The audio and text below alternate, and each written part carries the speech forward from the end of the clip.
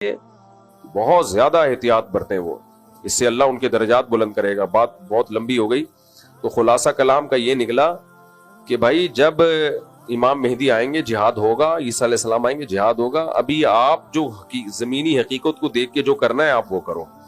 لوگ کہتے ہیں میں امام مہدی کا لشکر تیار کر رہا ہوں، بالکل بھی آپ کو اس کی ضرورت بولو نہیں ہے. کائنڈلی آپ یہ کام نہ کریں. کہتے ہیں میں عیسیٰ علیہ السلام کے لیے ایک لشکر تیار کروں، رہنے دو بس. آپ وہ لشکر کہیں اور جا کے پھٹے گا، سب کو خراب کرے گا وہ لشکر. سمجھتے ہو؟ بہت لوگ آئے ہیں، بہت تحریکیں اٹھی، ہم عیسیٰ علیہ السلام کے لیے لشکر تیار کر رہے ہیں، اور پھر یہ ہمارا یہ لشکر یہاں سے اٹھے گا، ہوتے ہوتے شام میں جا کے حضرت عیسیٰ سے مل جائے گا. وہ انڈا موڑ پہ ہی ختم ہو گیا آ کے. تو جو ابواب الفتن ہے نا، نبی سے جو فتن کے ابواب ہیں، وہ ہمیں بتانے کے لیے کہ ایسا ہوگا. بس کرنا کیا ہے بھائی؟ کرنا وہ ہے جو آج سمجھ میں آ رہا ہے آپ کو. ایک صاحب مجھے کہنے لگے کہ میں نے کہا کہ اتنی عورتیں بیوہ اور طلاق یافتہ عورتوں کی تعداد بھی بڑھ رہی ہے، ان کا گروتھ ریشو بھی بڑھ رہا ہے، اور مردوں میں موت بھی بڑھ رہی ہے مردوں میں. تو انہوں نے کہا دیکھیں تو قیامت کے قریب تو 50 عورتیں اور ایک مرد ہوگا، تو 4 شادیاں بھی کافی نہیں ہوں گی. حدیث میں آتا ہے قیامت میں عورتیں اتنی زیادہ ہوں گی، 40 ایک روایت میں آتا ہے 40 عورتوں کے مقابلے میں ایک مرد ہوگا. اب یا تو وہ ایٹم بم سے مرد مر چکے ہوں گے یا کیا ہوگا، یہ اللہ ہی بہتر جانتا ہے، لیکن ایسا ہوگا. حدیث میں آتا ہے 40 مرد اور ایک عورت، یہ ریشو ہوگا. تو اب میں کہوں کہ جی چونکہ قیامت میں ایسا ہوگا تو پھر تو اب ایک مرد 4 شادیاں بھی کر لے تو عورتیں پوری نہیں ہوں گی، تو کوئی فائدہ ہی نہیں ہے 4 شادیوں کا. ایک صاحب مجھے کہہ رہے تھے فائدہ ہی نہیں ہے، اس لیے تو کیا کریں ہم، تو ایک ہی کرو بس، اب ان کو مرنے دو. اور یا کوئی مفتی آگے فتویٰ دے دے کہ قیامت کے قریب 40 عورتیں ایک مرد ہوں گے، تو اس ایک مرد کے لیے 40 عورتوں سے نکاح جائز ہے. ابھی سے ٹریننگ شروع کر دیں ہم، اس کی تیاری. حکیم لوگ دوائیں ایجاد کرنا شروع کر دیں. بھئی ایک مرد اور 40 عورتیں ہوں گی، تو ایک مرد کو 40 عورتوں سے نکاح تو کرنا پڑے گا نا، تبھی تو عورتیں نمٹیں گی. تو اس لیے ہم ابھی سے تیاری شروع کر دیں، دوائیں کھانا لوگوں کو شروع کر دیں، اور فتویٰ دینا شروع کر دیں بھائی 4 سے زیادہ بھی جائز ہے. تو کہ یہ عقل مندی کا کام ہوگا؟ کوئی عقل مندی کا کام. اب اگر کوئی کہے بھائی ابھی جو ہے نا آپ لوگوں کو سمجھائیں، تیار کریں، 4 سے زیادہ شادیاں کریں، کیونکہ ایک وقت آنے والا ہے کہ عورتیں اتنی ہوں گی، تو اس کا جواب کیا ہے بھائی؟ جب وہ وقت آئے گا تو اس وقت دیکھا جائے گا. ابھی ہم نے ابھی کے حساب سے اتنی عورتیں نہیں ہیں، ایک کے مقابلے میں 4 بھی نہیں ہیں، تو ابھی کے حساب سے جو ہے نا ہم اس پہ فتویٰ دیں گے. تو مستقبل میں جو ہوگا وہ ہوگا. تو ایسے تو حدیث میں آتا ہے کہ جب قیامت آئے گی نا، تو ایک شخص بھی اللہ کا نام لینے والا نہیں ہوگا. اب ہم کہیں چونکہ سب خراب ہو ہی جائیں گے تو لوگوں کی اصلاح کی ضرورت کیا ہے؟ تو بھائی ہم نے تو ابھی اصلاح کرنی ہے، لوگوں کو جہنم سے بچانا ہے. جو ہونا ہوگا وہ جب ہونا ہوگا وہ ہو جائے گا. ہم نے ابھی کو دیکھ کے چلنا ہے کہ ابھی کیا ہوگا. منگنی کے بعد عید اور دیگر موقعوں پر لڑکی کو لڑکے والوں کے گھر کی طرف سے دیے جانے والے تحائف کیسے ہیں؟ یہ منگنی ہی نہیں ہے اسلام میں، تو منگنی کے بعد تحفے کہاں سے ہو گئے؟ خطبہ کا لفظ ہے عربی میں، اور حدیث میں بھی خطبہ کہتے ہیں نکاح کا پیغام بھیجنا. بھائی آپ کو کوئی رشتہ پسند آ رہا ہے، 2 رکعت پڑھ کے استخارہ کیا، سنت استخارہ، اس میں نکلے گا کچھ بھی نہیں، اس میں نکلتا کچھ بھی نہیں ہے. استخارہ ایک دعا ہے، اللہم ان کنت تعلم ان ھذا الامر خیر لی فی دینی ومعاشی وعاقبۃ امری فاقدرہ لی. اللہ مقدر کر دے اگر یہ بہتر ہے. تو بس 2 رکعت پڑھ کے دعا مانگی، اور کرنا کیا ہے؟ جو سمجھ میں آ رہا ہے، جو سمجھ میں آ رہا ہے تو وہ کر لینا ہے. جیسے میں نے جب دوسری شادی کا ارادہ کیا، جہاں میں نے پیغام بھیجا، استخارہ بھی احتیاطاً کر لیا، اور دل میں یہ تھا کہ کرنا تو ہے یہیں پہ. کرنی کہاں ہے؟ یہیں کرنی ہے، چاہے استخارے میں نو آئے یا استخارے میں یس آئے. وجہ اس کی یہ ہے کہ استخارے میں کچھ بھی نہیں نکلتا، اگر کچھ نکلا تو آپ کا اپنا دماغی تخیل ہے. استخارہ اللہ سے مدد لینے کا نام ہے کہ اللہ اگر یہ بہتر نہیں ہے تو ویسے ہی ہٹا دے بس اس کو. تو یہ ہمارے نبی نے کتنے نکاح کیے. حضرت موسیٰ علیہ السلام کا واقعہ میں 20 دفعہ سنا چکا ہوں. جب مدین گئے تو جن بچیوں کی خدمت کی آپ نے، لڑکیوں کی خدمت کی، ان کے والد نے بلایا، اسی مجلس میں کہا کہ ان میں سے ایک بیٹی کا آپ سے نکاح کرنا چاہتا ہوں، اعلیٰ ان تأجرنی 8 حجج، آپ 8 سال بکریاں چلائیں. ہمیں تو نہیں ہے کہ موسیٰ علیہ السلام گئے کمرے میں جا کے استخارہ نکالا انہوں نے اور 6 مہینے استخارہ نکالتے رہے. فوراً فرمایا ذالک بینی و بینک، قبول ہے. ٹھیک ہے، کیا فرمایا؟ قبول. تو منگنی اسلام میں نہیں ہے. نکاح کا پیغام بھیجیں, پہلے سوچ لیں, استخارہ بھی کر لیں, مشورہ بھی کر لیں, پیغام بھیجیں اور سامنے والے یا تو ہاں کریں یا نہ کریں, وہ بھی سوچ لیں. سوچنے کے بعد نہ کرنا ہے نہ, ہاں کرنے کا مطلب ہے آؤ نکاح پڑھو. ہاں کرنے کا مطلب کیا ہے؟ چلو بھائی ہماری طرف سے قبول ہے تو اب یہ تمہاری امانت ہے. رخصتی میں تاخیر ہو سکتی ہے کسی وجہ سے, نکاح میں تاخیر بولو نہیں ہونی چاہیے. رخصتی میں اگر ہے تو بھائی ابھی کوئی مسئلہ ہے نہیں رخصتی کر پا رہے, نکاح تو پھر جو مرضی تحفے تحائف بھیجتے رہے تو منگیتر کچھ بھی نہیں لگتی. سمجھتے ہو, اس کو تحفے اور گفٹ بھیج کے فری کرانے کی ضرورت نہیں ہے. اور منگنیوں میں ٹوٹنے کا ریشو بھی بہت زیادہ ہوتا ہے, کیونکہ اسی دوران ادھر ادھر بھی سیٹنگ اس کی بھی ہو چکی ہوتی ہے اور اس کی بھی ہو چکی ہوتی ہے. منگنی ہے نا, اس کے کوئی شرعی عقد تو ہے نہیں ہے. کیا قرآن کو اردو میں پڑھنے تاکہ سمجھا جا سکے, کیا اس طرح پڑھنے سے بھی ثواب ملتا ہے؟ ملتا ہے, لیکن جو اصل ثواب عربی میں پڑھنے سے ملتا ہے.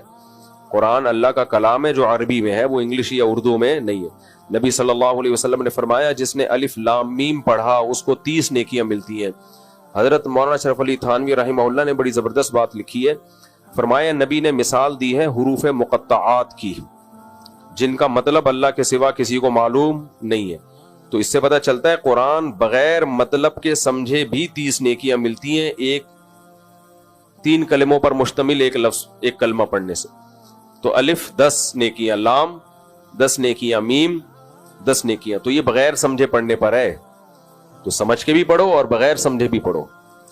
آپ جو مطالعہ کرتے ہیں نا قرآن کا, اس پہ تلاوت کا ثواب نہیں ملتا, ٹھیک ہے, تفسیر سمجھنے کا ثواب مل جاتا ہے. تو تلاوت کا ثواب جب بھی ملتا ہے. اچھا, میری تفسیر کے لیکچر ہیں مفتی طارق مسعود اسپیچز جو ہمارا چینل ہے, تو اس پہ جا کے وہ لیکچر سنیں شروع سے, اس سے قرآن انشاءاللہ آپ کو قرآن کی زبان میں سمجھ میں آئے گا. تو تفسیر بھی پڑھا کریں, تلاوت بھی کیا کریں. جلدی جلدی مکمل کر لیں میرے بھاؤ. یہ ہو گیا صلاۃ التسبیح ہو گیا. کیا غزوہ ہند کا کیا حکم ہے؟ غزوہ ہند کا حکم یہ ہے کہ آرام سے انسان کے بچے بیٹھ کے پاکستان کو بچانے کی کوشش کرو, جب ہونا ہوگا ہو جائے گا. ابھی ملک کی حالت دیکھو, ملک کو بچاؤ. ابھی فی الحال اکنامکلی ملک کو مضبوط کرو. کھانے کو روٹی نہیں ہے لوگوں کے پاس, دھماکے کتنے ہو رہے ہیں, دہشت گرد ادھر, دہشت گردوں کو کچھ ڈاکو آئے تھے, ان کو پکڑ کے اللہ کا شکر ہے لوگوں نے اگلے پچھلے سب گناہ ان کے معاف کر دیے. ابھی یہ کام کرو. پھر کوئی اٹھے گا غزوہ ہند کے نام پہ چندہ کرنا شروع کر دے گا اور پھر تمہیں کہیں لے جائے گا ایسے انلیگل کاموں میں. پھر ایجنسیاں اٹھاتی ہیں, چمڑیاں ادھیڑتی ہیں, پھر مسنگ پرسن بن جاتے ہو, پھر نئے کیسز شروع ہوتے ہیں. آرام سے انسان کے بچے بنو, پڑھائی کرو, نماز پڑھو, روزہ رکھو, تبلیغ میں وقت لگاؤ, لوگوں کو دین کی دعوت دو تبلیغ میں نکل کے, اور ملک کو بچانے کی بات کرو. پیشاب کے قطروں کا گمان ہوتا ہو تو وضو کا کیا حکم ہے؟ گمان سے وضو نہیں ٹوٹتا. پیشاب کا قطرہ نکلنے کا اتنا یقین ہو کہ قسم اٹھا کے کہے کہ میرا پیشاب کا قطرہ نکلا ہے. بعض لوگ کہتے ہیں ہم کنفیوز ہیں, قسم اٹھائیں کہ نہیں اٹھائیں. اس کا مطلب نہیں اٹھا سکتے آپ. 100% یقین ہو پھر وضو ٹوٹے گا. کیا پب جی وغیرہ انہوں نے صحیح ٹائم ویسٹنگ ہے بھائی, برائی ہے یہ, اس کو سے بچاؤ اپنے آپ کو. بس آخری 2 سوال رہ گئے, ابھی ہو گئے. کیا صلاۃ التسبیح مستند عمل ہے؟ صلاۃ التسبیح اختلافی مسئلے مت چھیڑا کرو رمضان میں خاص طور پہ. پھر جب چھیڑتا ہوں تو پھر کمنٹس آنا شروع ہوتے ہیں. پوچھ لیا ہے تو بتا دیتا ہوں. صلاۃ التسبیح پر چند پوائنٹ یاد رکھو. سب سے پہلی بات, کوئی صحیح حدیث اس پر موجود نہیں ہے. کوئی ایک بھی ایسی حدیث نہیں ہے جس کی سند بالکل ٹھیک ہو. لیکن چونکہ بہت کثرت سے حدیثیں ہیں تو محدثین کا اصول ہے کہ ضعیف حدیث تعدد طرق کی وجہ سے حسن درجے کو پہنچ جاتی ہے, قابل قبول بن جاتی ہے.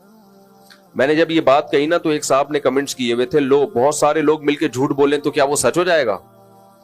بھائی بہت سارے لوگ مل کے جھوٹ نہیں بول رہے. ضعیف حدیث موضوع من گھڑت نہیں ہوتی. اگر راوی کا جھوٹا ہونا ثابت ہو جائے نا تو وہ حدیث ضعیف نہیں کہلاتی, وہ تو موضوع من گھڑت کہلاتی ہے. ضعیف کا مطلب یہ ہے کہ راوی میں کچھ سقم ہے, اس کی میں ابھی ڈیٹیل میں نہیں آتا, تو اس کی وجہ سے یقین نہیں ہے.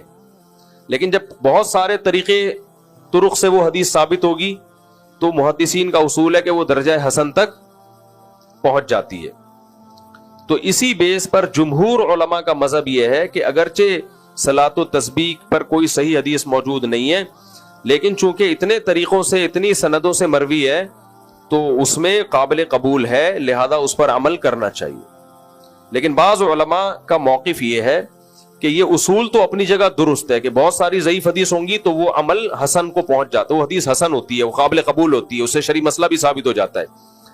لیکن ان کا اصول یہ ہے بہت سارے علماء کا، جس میں علامہ ابن تیمیہ رحمہ اللہ بھی داخل ہے، اور میرا بھی رجحان اسی رائے کی طرف ہے، وہ یہ ہے کہ اگرچہ ضعیف حدیث جب بہت کثرت سے ہو تو وہ قابل قبول ہے، وہ حسن ہے، لیکن اس سے جو عمل ثابت ہو رہا ہے اگر وہ متواتر حدیثوں کے بالکل اگینسٹ ہے تو پھر حنفیہ کا موقف یہ ہے کہ صحیح بخاری کی حدیث بھی اگر متواتر کے خلاف ہوگی تو حنفیہ رد کر دیتے ہیں، تو حسن کو کیسے قبول کیا جائے؟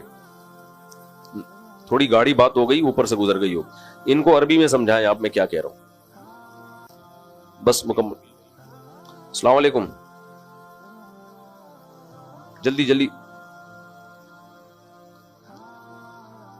ہاں پہنا دو پہنا دو پہنا دو پہنا دو اپنا لیپ ٹاپ بیچنے کے لیے۔ اس کو کیا ہو گیا بھائی؟ لیپ ٹاپ میں نے ہیلو، ہاں بھائی، میں نے لیپ ٹاپ بھیجا ہے کسی کو نا صدر میں بیچنے کے لیے اپنا، تو کہہ رہے مجھ صاحب 180 لگ رہے تھے لیکن یہ بندہ اب 170 میں لے رہا ہے، میں نے کہا پہنا دے، پہنا تو میں یہ عرض کر رہا تھا، سمجھ میں آ رہی ہے بات جو میں علمی ایک بات بیان کر رہا ہوں؟ حنفیہ کا جو اصول فقہ میں ہے نا، جو ہم پڑھتے ہیں اصول فقہ میں، احناف کا موقف یہ ہے کہ اگر ایک عمل متواتر حدیث جس کو بہت لوگ نقل کر رہے ہیں، اور قرآن تو سب پورا متواتر ہے، اس سے اگر ثابت ہو تو اس کے مقابلے میں اگر بخاری کی حدیث بھی آ جائے گی تو رد کر دیا جائے گا۔ یہ احناف کا موقف ہے، جو بہت 100% یقینی ہے اس کو لیا جائے گا۔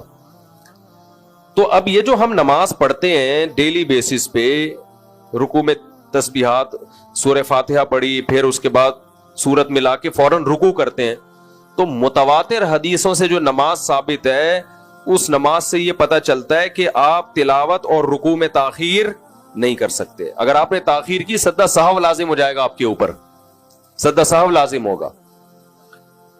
اور اسی طرح سورہ فاتحہ اور سورت کے درمیان میں وقفہ تاخیر نہیں کر سکتے، کیا تو سجدہ سہو لازم ہو جائے گا۔ یہ متواتر احادیث سے ثابت ہے یہ بات۔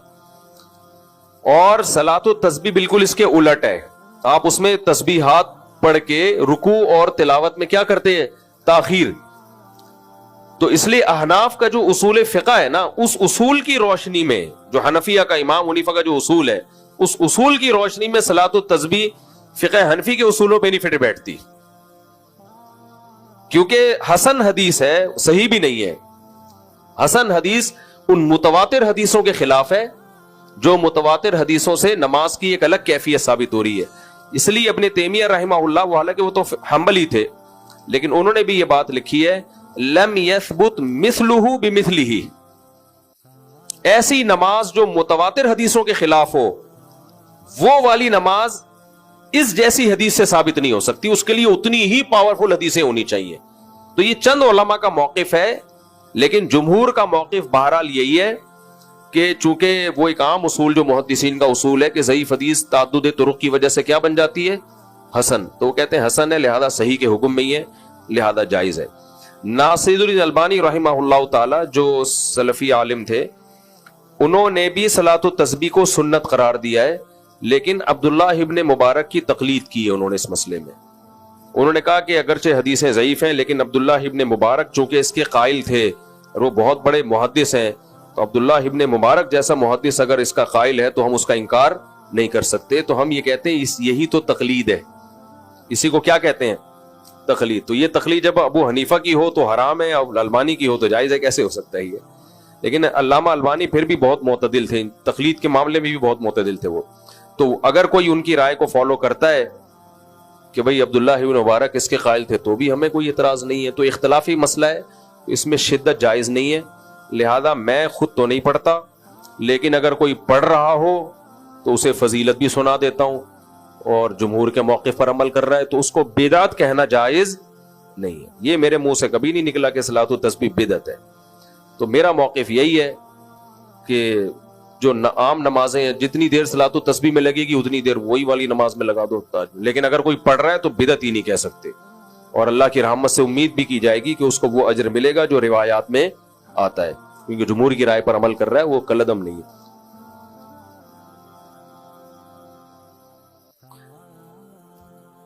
بچی کا نام آپ 2-4 نام بتائیں, ان میں سے ایک سلیکٹ کر کے بتا دیتا ہوں میں. صالحہ اور نسیمہ, عجیبہ, عجیب و غریبہ, عظیمہ, عظیمہ تو ٹھیک ہے, صالحہ سب سے اچھا نام ہے. صالحہ نیک پرہیزگار, یہ ٹھیک. آپ کے پیدا ہوئی بچی, بیٹے کے, تو آپ کی جوانی پہ رشک کر رہا تھا میں تو. عربوں میں اس عمر میں بچے پیدا ہو رہے ہوتے ہیں اور آپ دادا بن رہے ہیں.